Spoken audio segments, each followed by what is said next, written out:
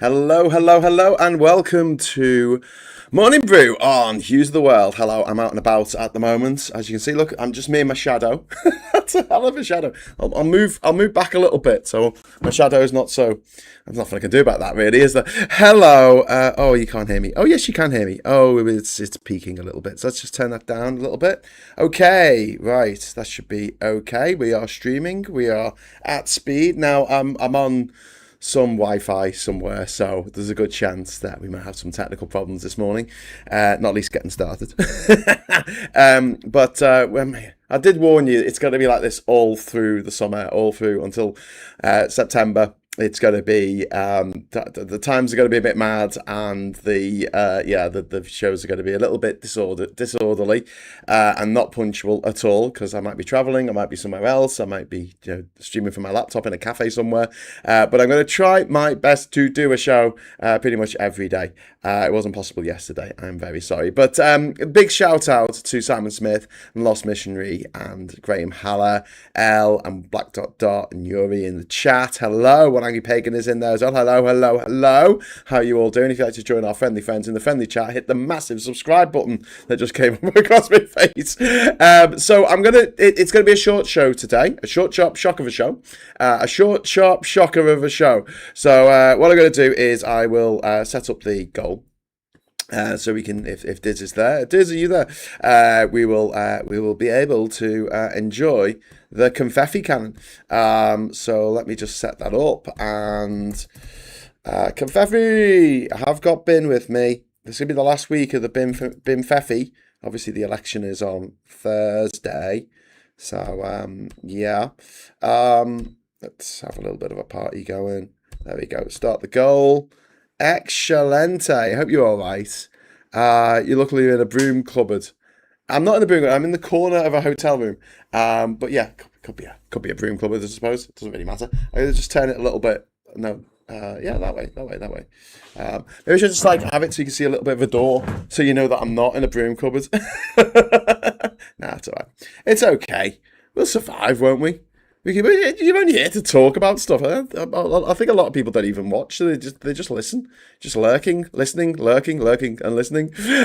So quick run through of some of the top stories today. The main one being that Europe Minister Hamish Feltner says that Andy Burnham wants a deeper relationship with the EU. Misses.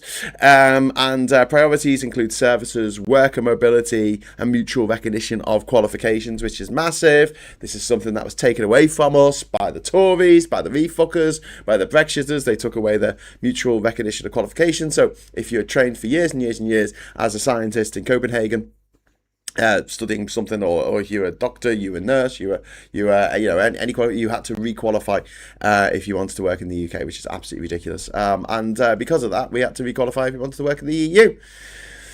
Yeah, it's funny how all the people who wanted to start the EU are people who either don't work because they're retired, or they don't really have to worry about people who have gone to university and studied all their life and got these qualifications, and got into lots of debt up to the age of 27 so they could get a PhD, only for that to mean nothing in the country that they now live because they had to do it all again, effectively.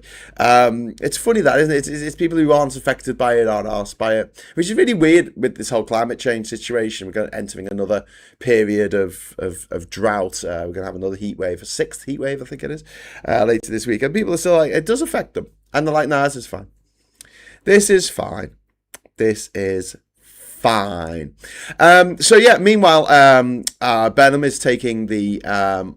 Labour is, by the way, before we move on about that EU story, Labour's still ruling out rejoining the single market or customs union. And unfortunately, that's part of the manifesto, wasn't it, of the Labour manifesto. So I guess that's going to be the case until after the next election, if Labour squeak a victory. And it will be a squeaky victory, let me tell you. Let me tell you, it will be a squeaky, squeaky goddamn victory. I'm just going to move that there. There you go. Okay. Oh, my mum's there. Hi, Mum. How you doing? Hope you're all right this morning. Hope you're feeling fine. Okay, so yeah, Burnham is taking the government on tour. He's beginning a UK tour today, aimed at areas where Labour has lost support or industry has declined, which is a bit of an overlap, isn't it? Port Talbot is expected to be amongst the stops, and new cost of living and consumer measures will be rolled out during the tour. So today, the big headline for them is they're going to there's going to be a crackdown on consumer rip-off. So this is government targeting misleading discounts where they say that, oh, this was worth 100 quid last week and now it's only worth 50 quid, when actually it was only worth 50 quid last week, but you think you've got a discount now, even though it's the same price as it was last week. Amazon like doing this a lot. Also, Burnham has said that he's going to stop this difficult to cancel subscriptions. Anyone who has any dealings with Adobe will know the fear that having to cancel your Adobe subscription comes with, because they often then charge you for the rest of the year.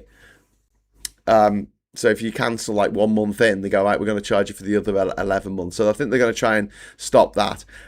From January 2027, businesses will have to warn customers before subscriptions renew, and they have to simplify the cancellation procedure. Hey, listen, this was a Keir Starmer. This was Keir Starmer who brought this in. This was Keir Starmer who proposed this. They're just bringing it forward. That's all they're doing, my friends. They're just bringing it forward. But you're going to see a lot of this. You're going to see a lot of Burnham taking credit for what who's that dickhead? What Keir Starmer did. Sorry, Keir. But yeah, he's going to take credit for it, and he's just going to say, yeah, this is what we're going to do, and everyone's going to go, oh wow, Andy Burnham, that was a great idea what you just did, and Keir Starmer won't get any praise because he couldn't make TikToks. You see? Simple as that. Couldn't make any TikToks. Meanwhile, we've got cyber attacks hitting UK manufacturing. 30% of manufacturers surveyed by Make UK suffered a cyber incident directly or through their supply chain in the past year, which is really shit. Only half have a cyber response plan. Government estimates cybercrime costs the UK economy £14.7 billion annually. Next up, we've got Europe's record heat. We've got Western Europe record its hottest June, July in history. Heat and drought have intensified wildfires across the continent, and Europe is warming faster than any other continent. Not good, my friends. Not good. But, you know, there's these dickheads and they're like, drills, baby, drill. Yeah. We don't want solar panels on the, the Greens are like, we don't want solar panels on that field over there because, it's a marshland and there's going to be birds and fuck off. I'm sorry to be harsh about this, but fuck off. There's not going to be a marsh there in a while because it'll be under fucking permafrost. If the OMEC, whatever it's called, that shuts down the Gulf Stream. That shuts you fucked, aren't you? Or if you just get hotter and hotter summers and it turns into a fucking desert. So no, we've got to do what we need to do. Imagine we're at war, okay? And every time you complain about them doing something that is obviously green, like installing solar panels or creating more wind turbines or restructuring the national grid so we can all get electric cars and then use the electric car batteries as power sinks so that we can have 30 million batteries across the UK, which helps balance the grid. But we can't do that until we've got the cables, the wires capable of balancing the grid, because in the past it was all centralized. You had one power station that powered the area around the power station. The electricity didn't have to travel that far. Now we're going towards a decentralized grid, which is good because it's more of a democratized grid. It means that if you have solar panels on the roof of your house, and don't moan and say, oh well, I don't have solar panels. Well, I don't have solar panels, but it's fine. The people who do will be able to sell some of their power back to the grid, which they can do already, but that would be absolutely incredible. And then if you've got your car batteries full and the grid needs some power, they can say, can we take some out of your car battery?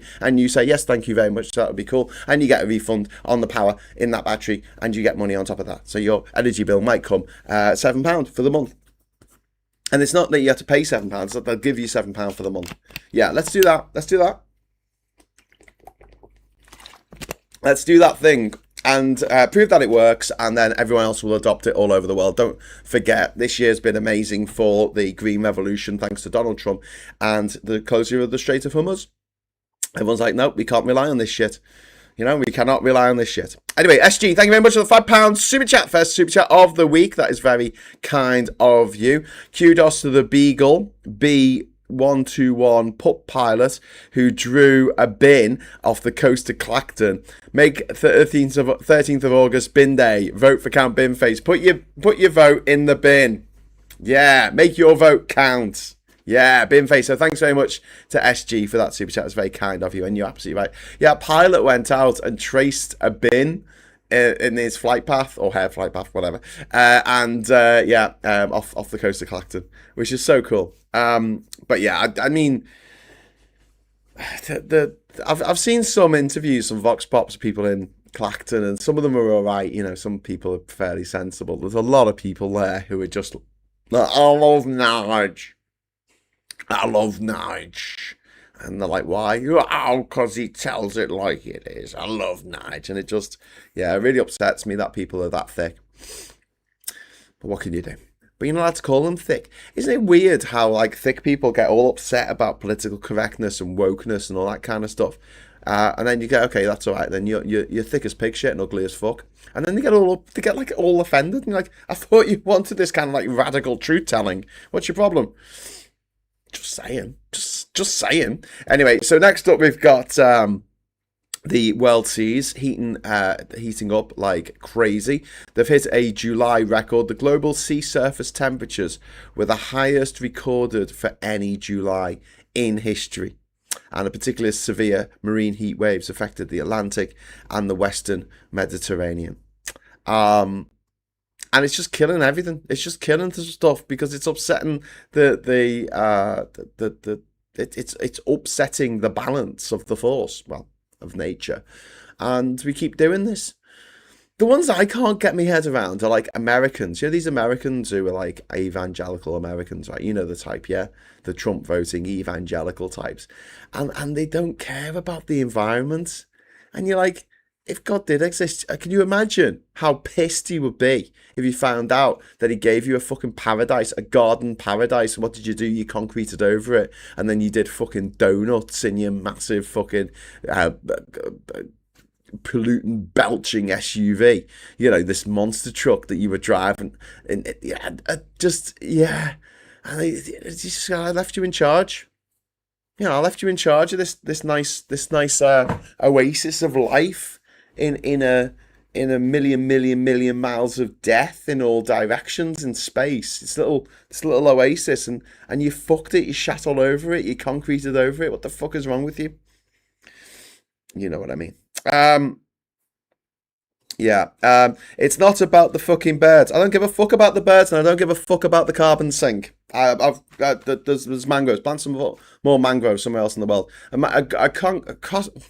A carbon sink taking out less than a fraction of a percentage of the amount of carbon that we're putting into the atmosphere is it's not worth Paniscouse, mate. It's who cares? Seriously, find out how much that marshland actually takes in carbon out of the atmosphere, out of the world, out of the air, and it's going to be 0.000000001%.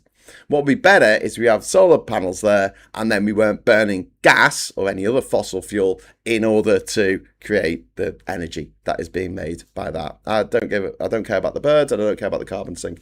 We're in a war footing here, and we've got to stop filling the bath. The bath is filling. The bath is overflowing.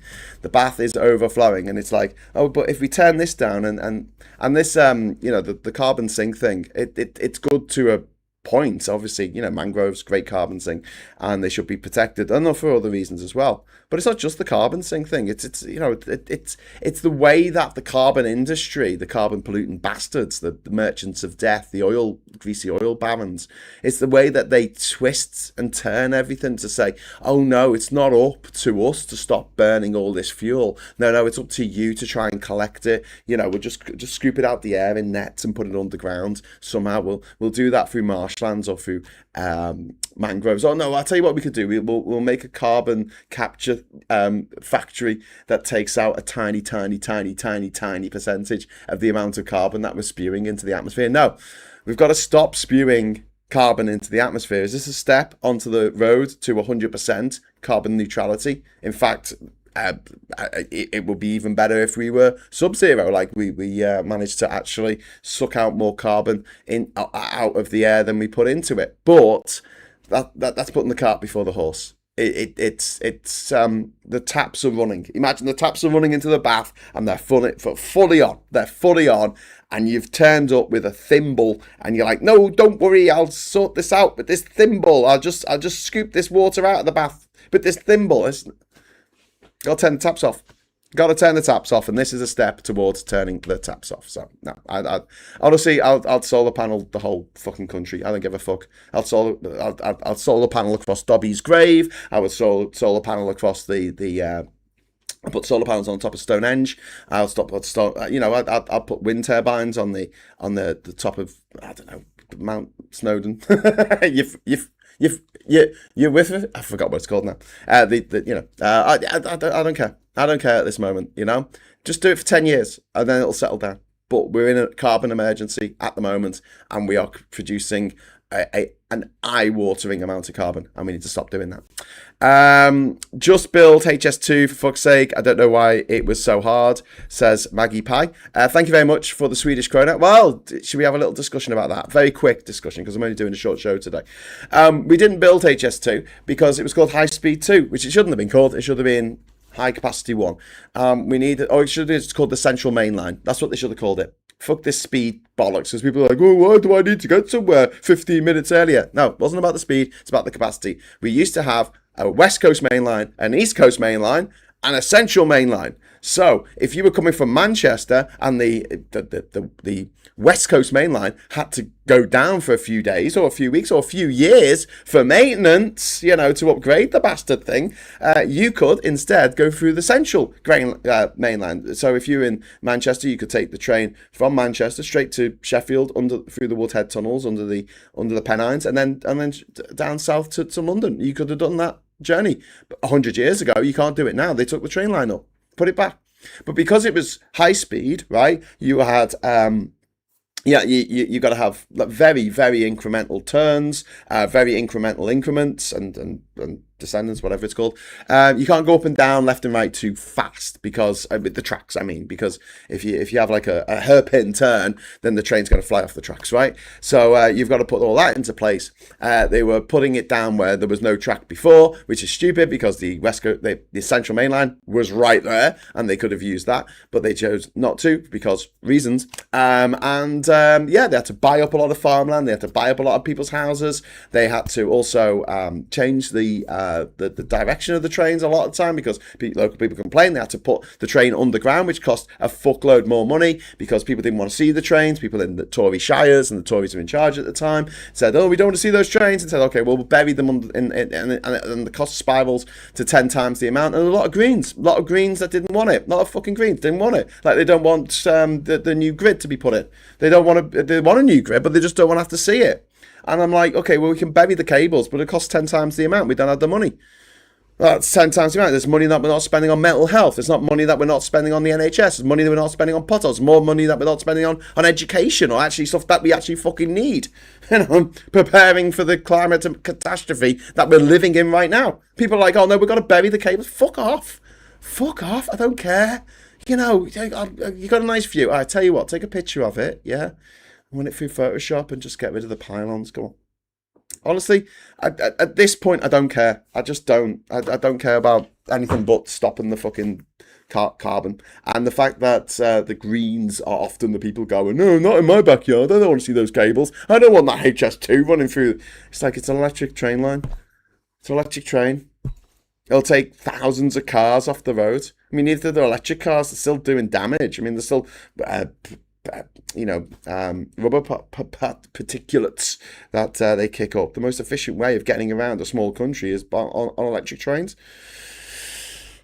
Anyway, so I'll get off my high horse now. Let me get off that thing and talk about the world seas hitting the record, the July record. I mentioned the other day about these al-Aqsa tensions. The concerns are growing over attempts to alter the long-standing status quo at Jerusalem's al-Aqsa compound. This is the top of Temple Mount. This is where the Jewish temple used to be, and that was demolished back in the I was going to say the Victorian age. No, way back then. It was demolished back in the Roman age. So it was 2,000 years ago or something mad. There is a mosque there now. There is a mosque, and that is the point at which Muslims believe that Muhammad ascended to heaven. So you have a place that is incredibly important and holy to two of the world's most peaceful, chilled religions.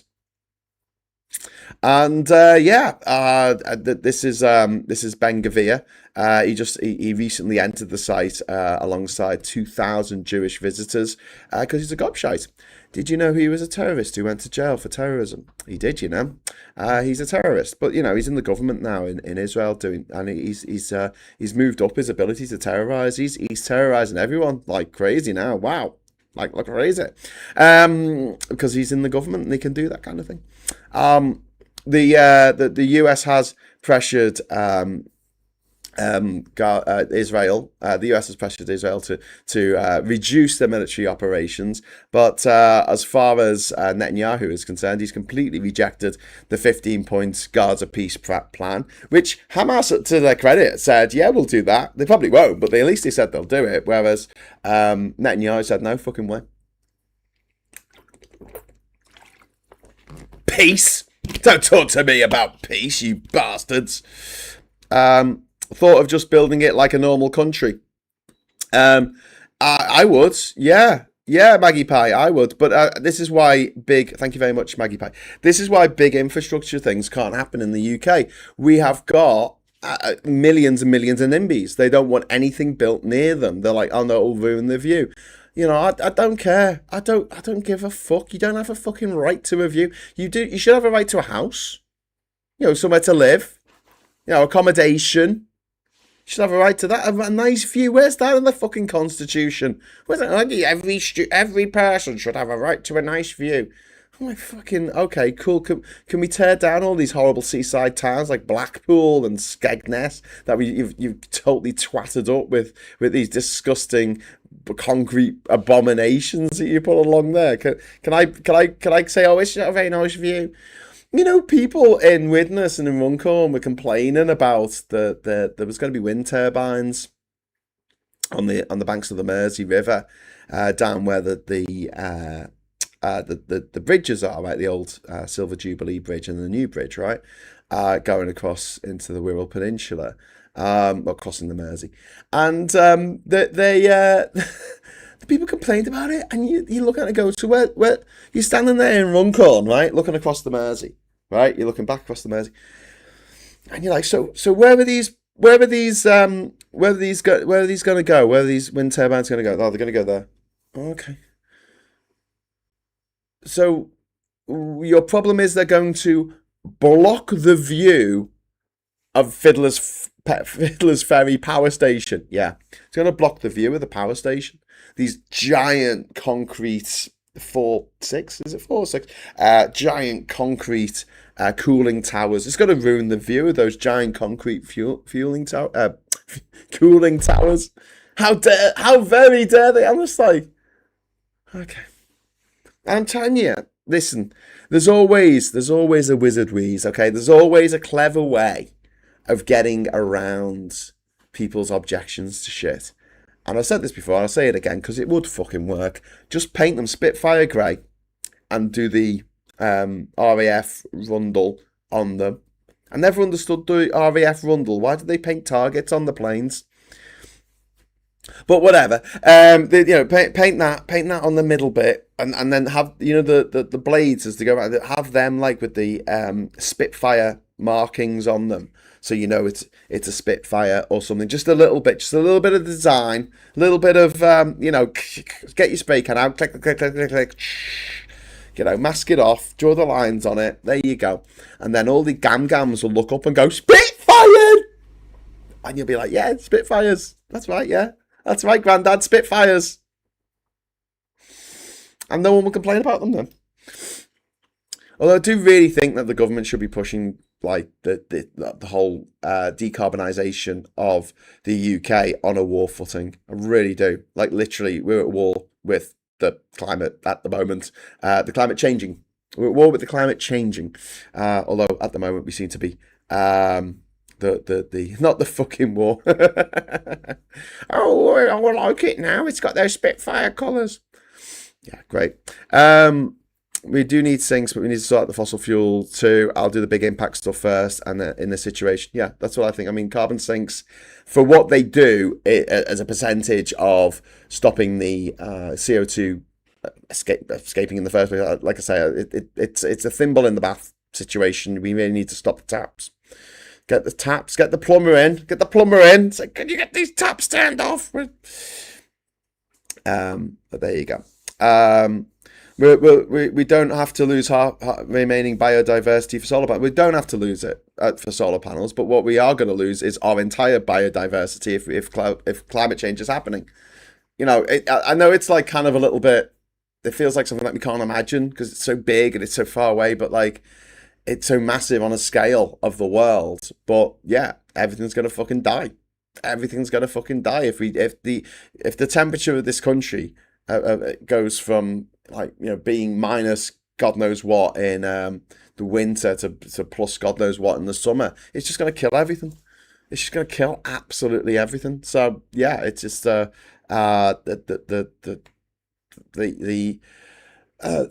if anything, I'll be protesting a lot more about the new runway at Heathrow. I'll be protesting against that more than them putting solar panels in a field somewhere down south. That's just me. But I'll tell you what, if you go to protest against the Heathrow expansion, then I'm sure you're not going to get too many refuckers on your side. Whereas if you protest against the solar panels, you're going to get refuckers because they don't believe in the solar. They don't believe in solar panels or in wind turbines. They want everything to be oily. They want oily, dirty shite from the other side of the world to be pumped into us, into our veins. Pump it into my veins, they say. And yeah, they say it's not a crisis. Crisis? What crisis? Our country is on fire. Bastards. Anyway, so yeah, like I say, Netanyahu has rejected Trump's Gaza plan, this new 15-point roadmap. Hamas accepted it, and you know, they're saying no, we're not gonna go for it. But wow, completely expected. Everyone was expecting this to happen. You know, it was the one thing that we all expected to happen, and it's happened. Okay, so moving on, we've got the Strait of Hormuz. Nacho, not a chance Hormuz opens. Negotiations continue over the reopening of the Strait of Hormuz. Iran wants the US concessions and guarantees before restoring normal shipping, and the Strait has remained heavily restricted during the Iran conflict, of course. It's news coming in from Reuters. We've also got North Koreans heading to Russia. Zelenskyy says that 30 to 50,000 additional North Korean troops could be deployed to Russia. Around 14,000 were previously sent to the Kursk region, so this is a big uptick of how many North Korean soldiers are coming over. Ukraine says North Korean missiles are already being used in the war, so effectively a European country is having to defend itself from an attack from a country that's so far in Asia. It's Korea. Crazy. And it's a bit weird, isn't it, that the racists aren't getting on board saying, hey, why are these people who aren't white throwing rockets at the people who are white? You know, they should stop doing that. It's almost as though racists don't even have the coverage of their own convictions. It's almost as though they don't actually care about the colour of people's skin and people doing horrible things to each other. What they really care about is being horrible. Just being horrible. We've only got a few minutes left before I have to get going, I'm afraid. But in the meantime, I'll just let you know that we've got 2 more super chat slots, and then we can quickly have confetti before we go. Oh, look at the timing on that. Thank you so much, Saz. Saz there putting in a super chat for the Bimfefi funds. Thank you so much. That is really kind of you, Saz. I really appreciate that. So one more super chat before we round up. You've probably got a couple of minutes left to throw another super chat in, and we will have Bimfefi before we go. So a dolphin made landfall in Xijing in China before weakening to a dolphin. No, typhoon. The typhoon. Oh God, I can't even read my notes. It's too early. So a typhoon has hit China. It's called Typhoon Dolphin, which is kind of confusing because you're like, what? A dolphin has hit? How did that happen?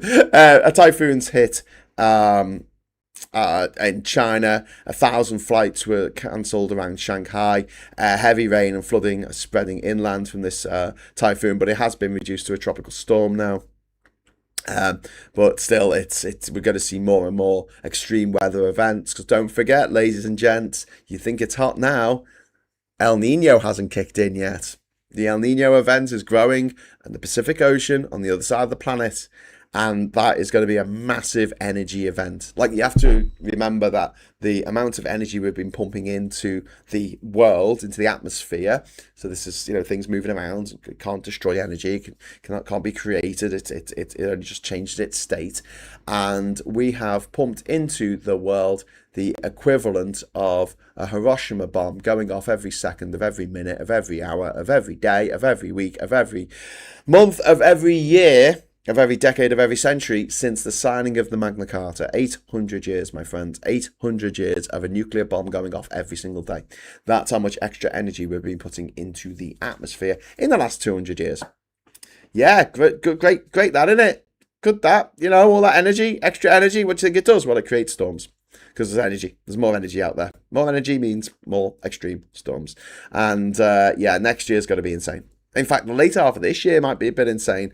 We might not get, I don't know what's going to happen with the rain and stuff, but we might be having very, very hot nights in autumn as a result of this El Nino. And then next summer is probably going to be absolutely fucking crazy. You're going to see places possibly in the Middle East cracking 50 degrees. It's going to be mad. It's going to be mad. And then finally, I want to talk about India's angry job seekers.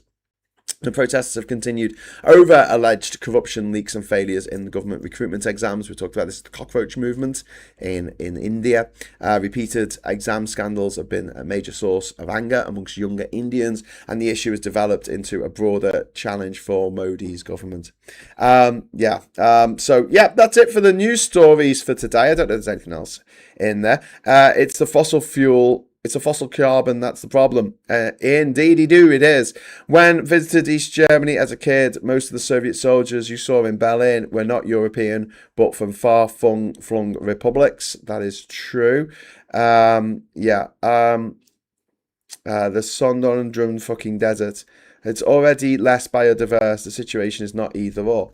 I'm saying that one field in the south somewhere getting solar panels is going to be, the amount that it takes out of the system and the amount that puts in, it's very different. So, the amount of carbon that we can take out, let's get rid of the carbon that we're putting in first, and let's worry about taking out the carbon. And don't forget, they're only temporary. It's not like a nuclear power plant or a second runway at Heathrow. Literally, or a motorway. It's not going to be there forever. Be there for only 10 years and then move it somewhere else.